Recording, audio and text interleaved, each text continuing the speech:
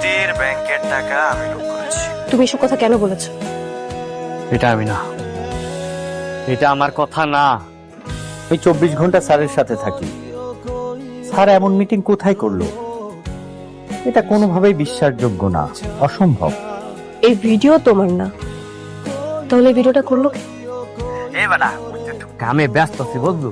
আরে এখন তো মুই ভাইরাল বেটা, সেলিব্রিটি হয়ে গেছি। ভাইরাল মানে ও কি কইতে রইতে আছ ভাই?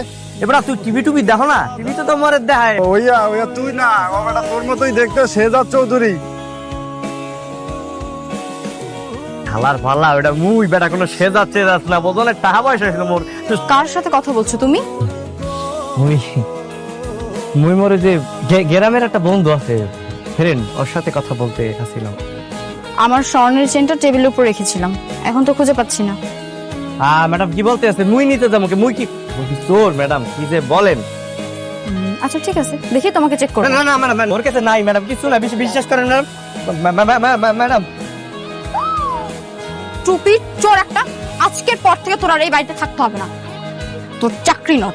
ম্যাডাম শেহজাদ চৌধুরীর অ্যারেস্ট ওয়ারেন্ট তো হলো, কিন্তু তাকে ধরতে যাবে কে বলুন তো? স্যার আপনি চলে যান। আমি? পাগল হয়েছেন আপনি?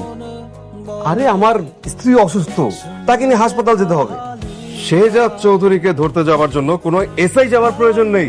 তাহলে সরাসরি এএসপি স্যার নিজে যাবেন। এএসপি? হ্যালো ইয়াং ম্যান, বসো। জি স্যার।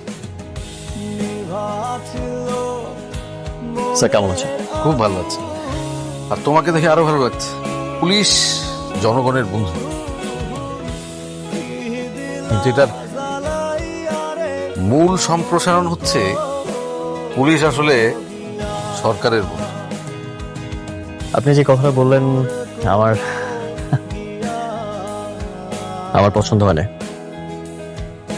আপনি ভুল বলছেন স্যার। স্যার সরি বলেন।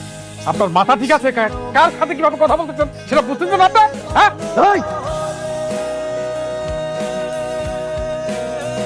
আমার সাথে নিচে চলুন, আজকে দুনিয়ার কোনো শক্তি পারবে না সেটা এখান থেকে বের করে নিয়ে যাওয়ার।